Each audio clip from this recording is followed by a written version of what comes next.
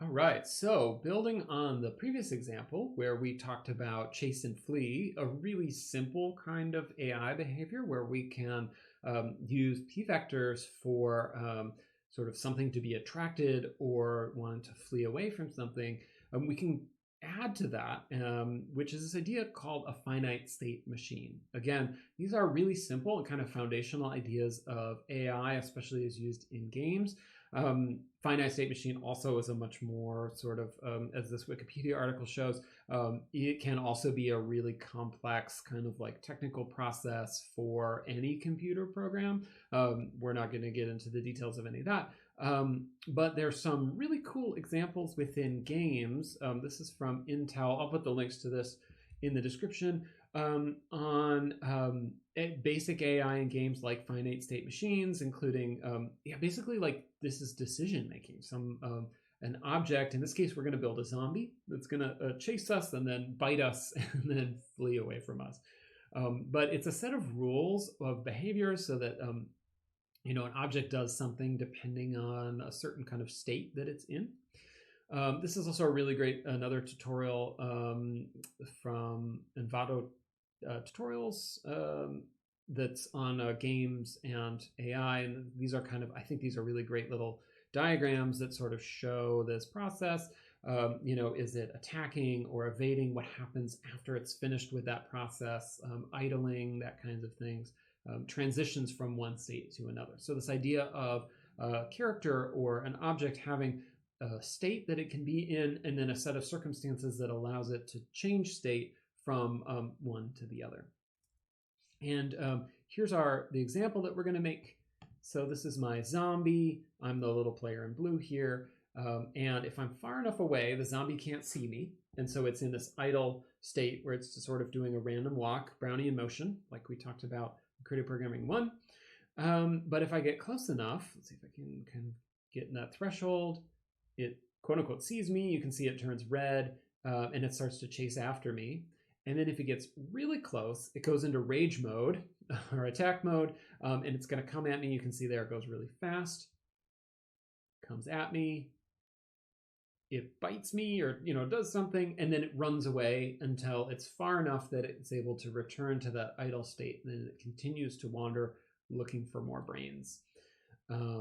And so this builds on a lot of what we just did in the previous example with the chase and flee, but adding additional sort of like control structures to defining these states in our character. So let's go ahead and build that. Again, this is going to be a slightly longer video, so if you want to jump ahead on this, or if you want to start with the example code and kind of like manipulate and change it, you could do that. So the first thing I'm going to do is I'm going to create, well, let's do our basic structure first. So my setup.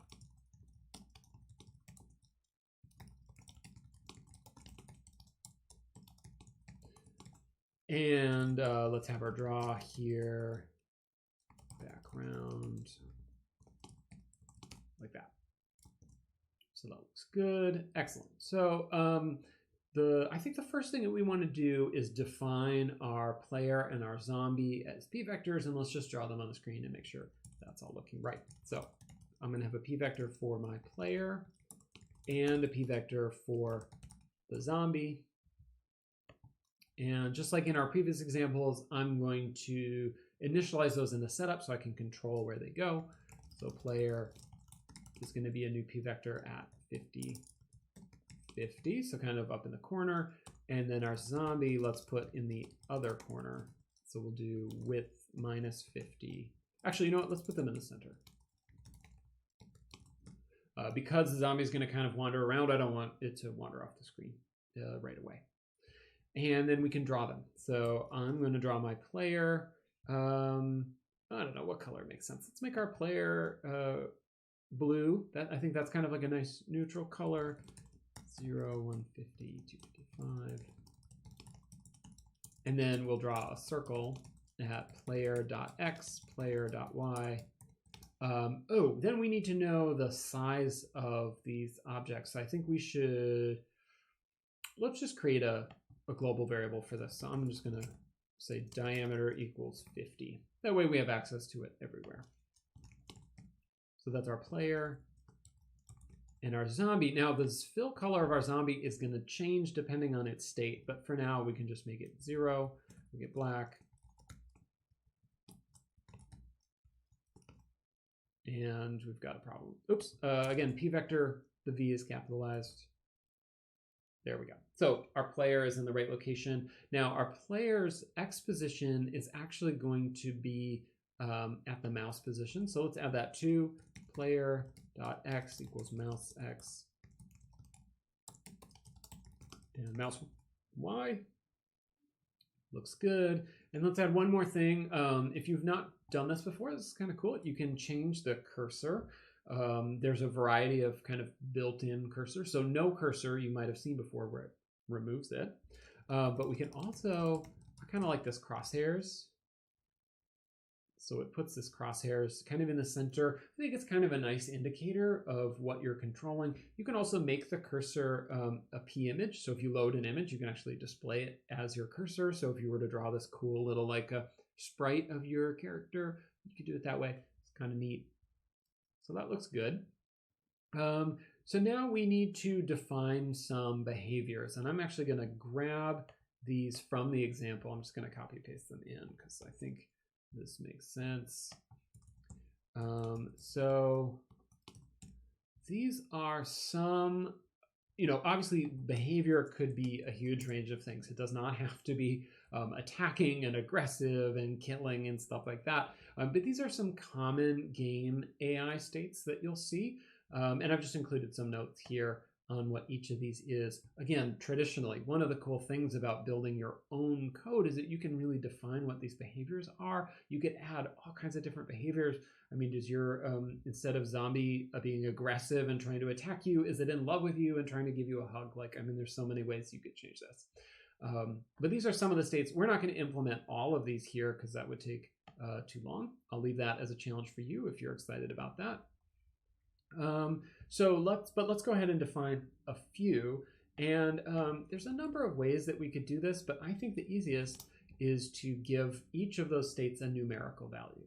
So I'm going to say integer idle equals 0. We're going to have seek. So idle means it's just kind of wandering around looking. Seeking means it's moving towards you. That's the chase that we did in the last example. Attack is going to be the faster seek. So this is it coming at you really quickly. Flee can make 3. That's running away. I'm just going to line these up. And then we're going to have an overall integer for the state, and we're going to set that equal to idle. So one of the nice things now about having these defined as variables is they now have a name. So instead of having to remember, is it state 1 or state 2 or state 3, or have it commented in the code, I can say if the state is idle, do this. If the state is attack, do this, for example. It just makes it much more, I think like the syntax is going to make more sense. And then while we're up here, let's go ahead and create a few more variables that we know we're going to need. And that has to do with the speed by which the zombie is moving. So again, float, I'm going to say idle speed is equal to 2. So it's going to kind of wander around by 2 pixels at a time. Run speed is going to be, let's say 4. Attack speed will be 6. And we can change this and kind of tune it to behave the way we want it to do. Cool. So we've got these different states as we, kind of control the behavior of the zombie and different speeds associated with its kind of behavior that it's doing. Run speed will be both the seek and the flee speed, though we could define those separately if we wanted to. Great. So we don't need anything else in the setup. This all looks good. We can go into our draw. Now, this is going to be where it gets a little more complicated. So we're updating the player. Let's label this. So that's our player. And this will be zombie. That way we can quickly kind of see where we're at. The first thing that we want to do is figure out how far apart. The distance between the player and the zombie is how we're going to determine the behavior. So again, like we did in the chase and flee example, we can use the p-vector's built-in distance function to calculate that for us. So I'm going to say the float dist equals player.dist zombie. So that's the distance between the two. And then we want to be able to set these states based on how close the zombie is to us. So we're going to start with something simple where it's going to go from idle to chase. We're going to need more complex kind of conditionals to know, is it going from attack to flee and that kind of thing. But let's start simple. So we're going to say if distance is greater than 300, and that number is arbitrary. We could change that. States will be idle. So if it's far enough away, the zombie is going to go into idle mode. Else, if the distance is less than 20, the state will be equal to flee. So if it gets too close, it's going to run away from us. Then we're going to need to update the zombie's position based on these states. So I'm going to say if state equals idle. And again, you can see here where this is really helpful that I've got, I don't have to nest it inside here. I can set the state to be equal to, the state variable to be equal to a value. And then using that, I think it just makes my code much clearer. So I can say if the state is idle, zombie.x. So my idle is that random walk. So I'm going to say zombie.x plus equals random between negative idle speed and idle speed. And the same thing for y. And let's just try running this and see. Right now, we should see it idling, which looks good. So it's doing this random walk. It's sort of going to wander around like an enemy in a game or something like that looking for us. So it looks cool. The next thing, so actually we don't need this yet. We can kind of think of like idle. So if it's in the idle state, it's going to do this. The next would be the seek behavior. So if it's coming after us. And let's go ahead and define that too here. So we can say if, or let's do it as an else if state equals seek. And right now we have no mechanism by which it changes from idle to seek. Remember up here in the start, our state initializes as idle. But that's okay. We're going to add that in a little bit. So if the state is equal to seek, then we want to use the same seek behavior that we had in our previous example. So first we compute the direction. It's a p-vector. And we do that by subtracting the player from the zombie position. Direction.normalize. So it converts it in a range from -1 to 1. Direction.multiply. And we'll do, oops, we're not on attack right now. We're on seek. Run speed, right. Run speed. So we multiply it by the speed, and then zombie.add direction. So now let's go ahead and instead of its initial state being idle, let's try seek and just verify that that works. So now, why is that not working? Because if the distance is great enough, it's changing that state. Actually, let's go ahead and remove that for now. So now it's always going to chase us. So we can verify that works. That looks good. And it's going to catch us. That's okay. Let's add then the attack and the flee. So if state equals attack. Now this is going to work very similarly. So I can actually just copy this. The only difference is instead of run speed, it's going to be attack speed, right? Because all we're doing is changing how quickly it's moving. As it gets closer to us, it starts to run faster. And we can change this just to verify. So now it's going to come at us a lot quicker. That looks good. And then lastly, else if state equals flee. And this too is going to be really similar, but instead of run speed, it's going to be, well, we're going to multiply it by, right, by the run speed because it's fleeing at the same speed but instead of adding the direction, we're going to subtract the direction. So it's going to go the opposite way. So normally we add the direction, which moves it towards us. By subtracting it, it should move away from us, and we can double check. Cool. So it's fleeing away, and it'll keep moving and moving because there's no way that it's changing that state. So this looks great. So we've got our idle, where it sort of randomly moves around, the seek, where it comes towards us at the run speed, the attack, where it comes at us at a really fast speed, and then the flee, where it moves at the same speed as seek, but it goes away from us because we're subtracting that direction rather than adding it. So this looks good, but now we need this way of changing states. So I'm going to go ahead and move this to idle. So we're going to start out in idle, and let's bring this back. So we're saying we can do zombie set state. So idle, if we're greater than 300 pixels, then the zombie's just going to kind of wander around. So that's good. That makes sense.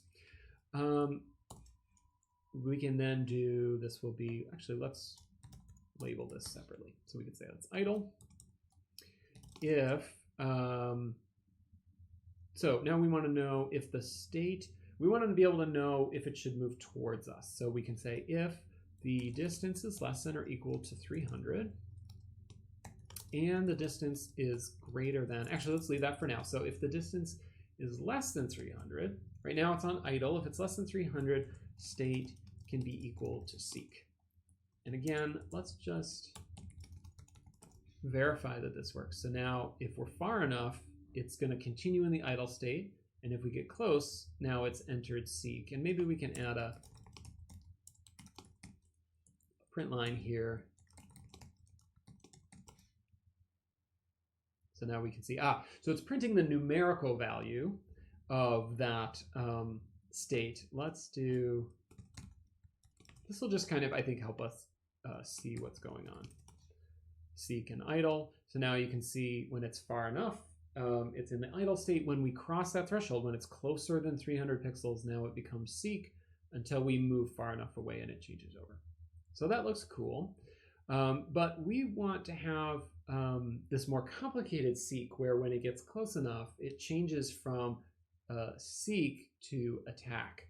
So we need to change this a little bit. If seek, if the distance is less than or equal to 300 and the distance is greater than 100, so if we're between 300 pixels and 100 pixels from it, it's going to be in seek. And then attack is if the distance is less than or equal to 100. And then state equals attack. And I think, let's see. So now it's far enough that we're in idle. If I get closer, it's going to start chasing me. It's within seek. And then watch what happens if I let it get closer to me. It moves quicker. And now it's changed to this attack state where it's going to stay until I move out of the way. So that looks cool.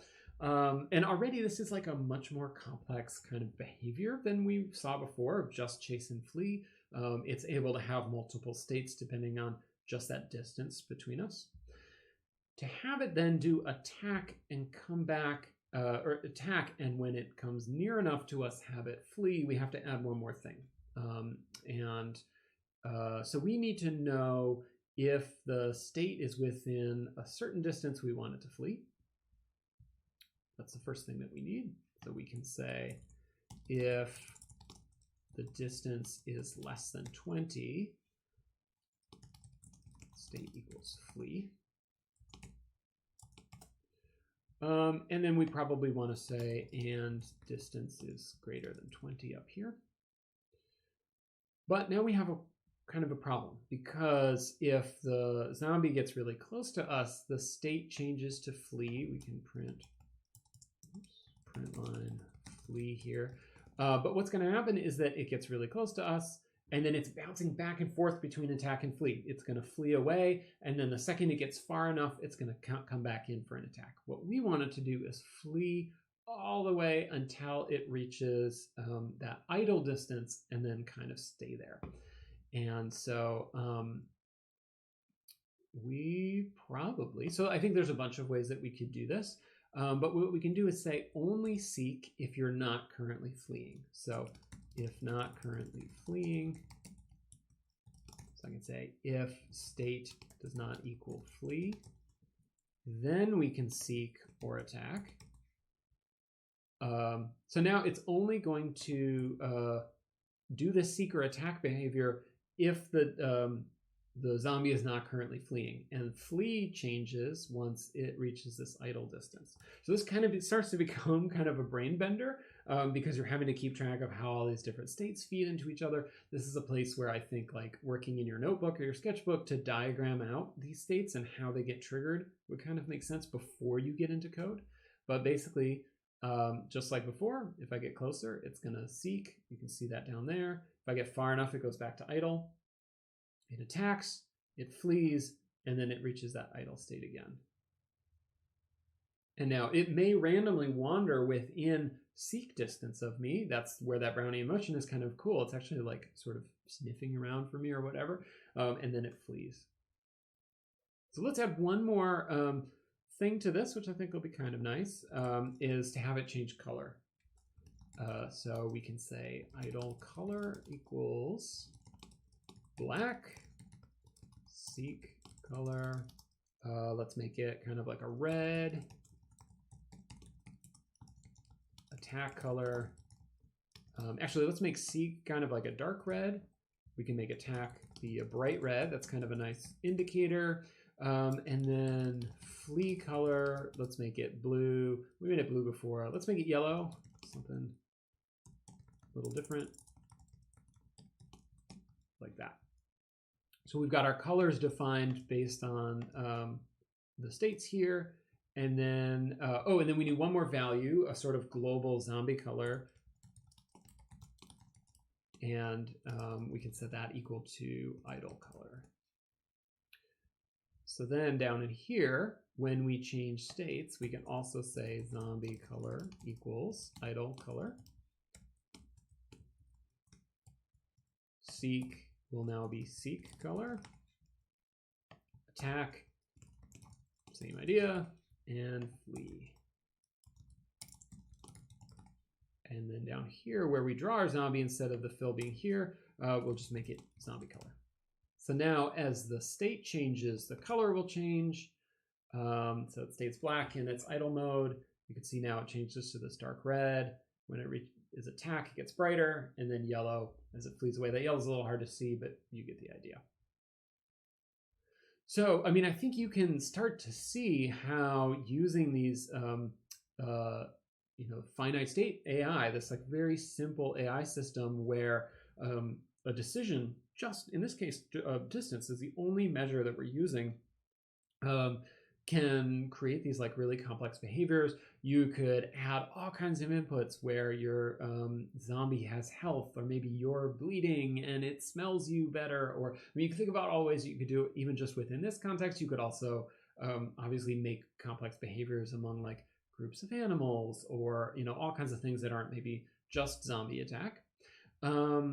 But I think you could kind of come up with some really cool additions, and I would really encourage you to take this code, maybe don't rebuild it yourself, but just take it, see how you can modify it to make it have a much more complex kind of behavior. I think some really cool things are possible even with just this kind of simple AI.